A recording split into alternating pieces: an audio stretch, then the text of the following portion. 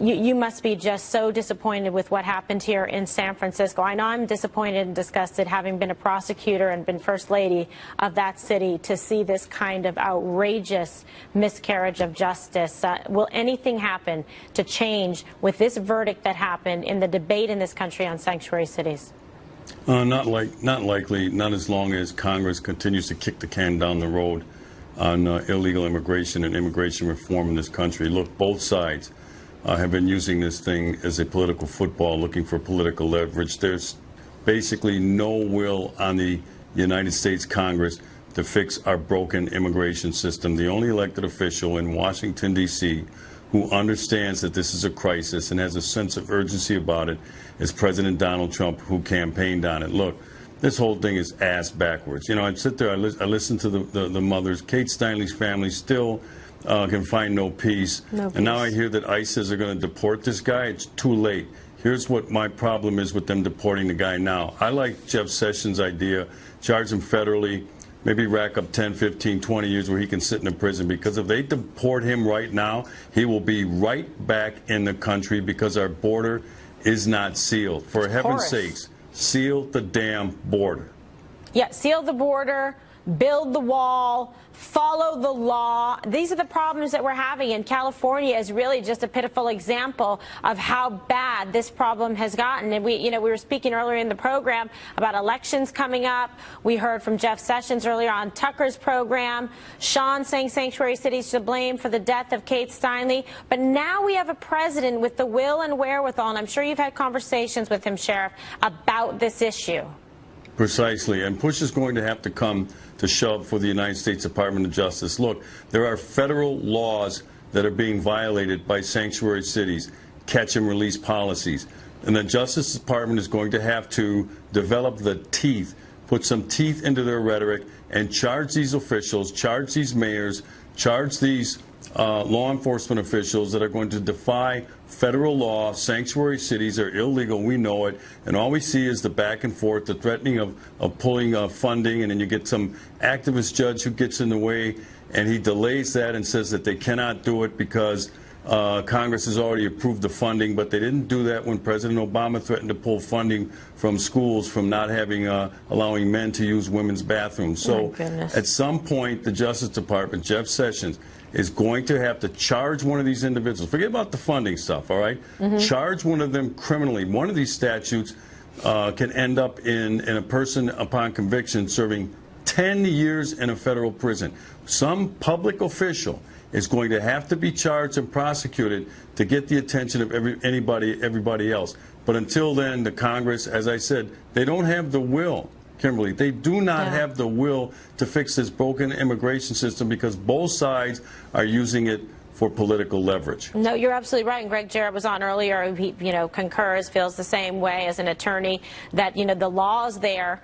Somebody's going to need to be prosecuted and be held accountable to actually stop the flow of blood coming from these criminal recidivists who keep coming in, are deported, come back in again, commit more crimes, and no one seems to matter. It's almost like you got to give these people an apology. Oh, I'm sorry, we have to prosecute you, or we can't let you come back in and forth to commit more crimes against innocent, law-abiding people. I mean, when you look at this picture of what happened here and you see this guy, honestly, I cannot believe that San Francisco did this. As bad as some of the things they've done in the past, how did this guy, a felon in possession of a gun, not be convicted of anything? I mean, it's unbelievable.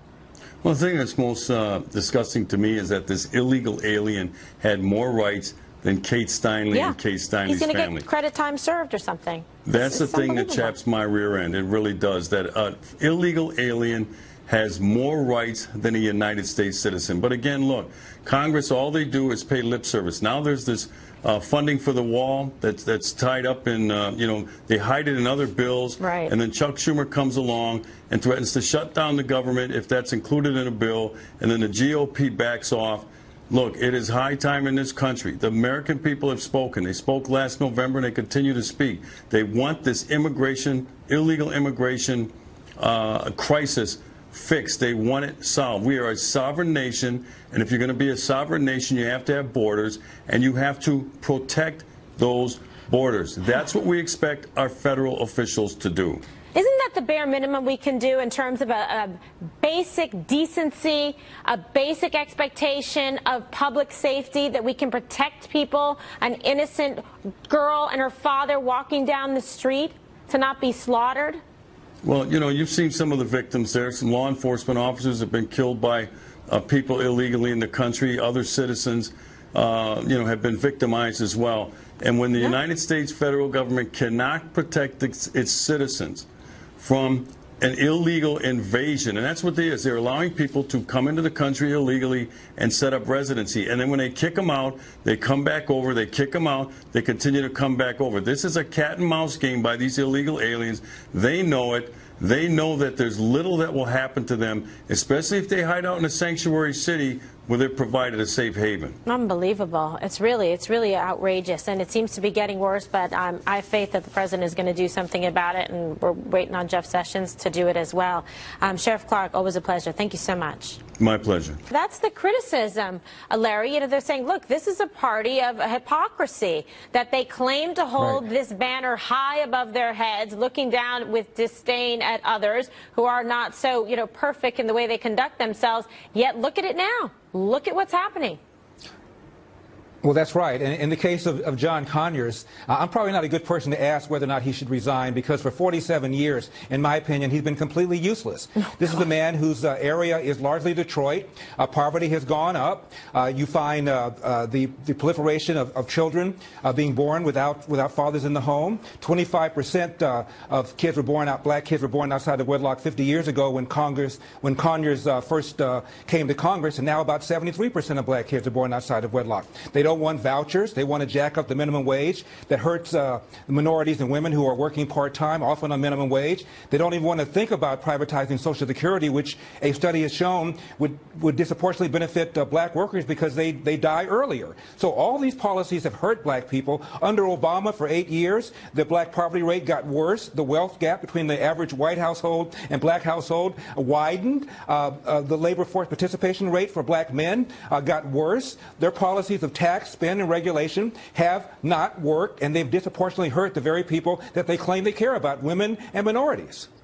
Well, what do you say to this, Tanine? Because, yeah, this is the problem. They really have campaigned, profited in terms of, you know, fundraising, getting money in from a lot of women's groups and minority groups that feel like this is, you know, this is the party that represents us, that we feel protected by, that here's our voice. And yet now look at this. It's been an abysmal failure. And Doug is saying, if the party is to continue and try to, you know, prosper and go forward and actually try to take advantage of some opportunities coming up, they may have to say, you've got to go. Well, Larry Elder makes a great point. I mean, look at the urban communities that are run by Democrat politicians that have been in shambles for many, many years, failing public schools, high crime rates. Look at Chicago, for example. Chicago. I mean, listen, the voters need to look at how their communities have not progressed, how their communities have not turned around for many, many years. John Conyers is a perfect example. He's been in office way too long, and he's done nothing really for his community to really turn it around. How do you see it? I see it differently. This next election is going to be a referendum on the Trump administration and its failure to get a lot done. Even if we do get, as I expect, a tax bill, it's an unpopular tax bill. There's control of the House and the Senate both at stake. These issues are a distraction, and a serious one, to the party, as I was saying before, and as you accurately summarized. And I want the Democrats to win as a centrist party that is inclusive. To do that, they need people like Conyers, and they need people like Al Franken to go, and we need to develop a set of policies that represent all the people, not just a liberal ideological bloc. All right. Well, so what's the idea going forward then, Tanine? What do the Republicans do to point this out, to maybe try to capitalize, because there's some vulnerabilities coming forward? Well, they need to get out there and talk about pro-growth initiatives, talk about school choice, talk about lower taxes, less regulations. This will help turn the economy around, turn the country around, create jobs. That is what they need to do, is to get the message out. It's not black, white, male, female, whatever. This is an American issue for folks to understand what these policies will do. Absolutely, and expecting and demanding, you know, results. Larry?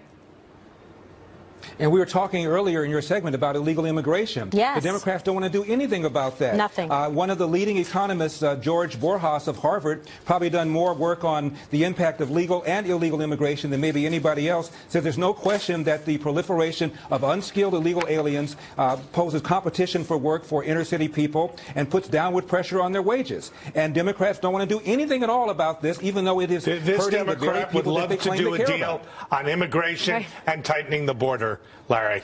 Oh, well, we found one. Well, yes. There's the needle in the haystack. Exactly. Doug Schoen. I'll plead guilty to that. Oh, my goodness. All right. Doug has always been reasonable. Doug has always been reasonable. I wish more people in your party felt the way you do, honestly. He's Thank like in you, law Larry. I school. appreciate it. The reasonable Return man the favor. standard. You got it. Exactly. Remember that. You got Quid it. pro quo. All right, you guys. Thank you so Thank much, you. Janine, Doug, and Larry.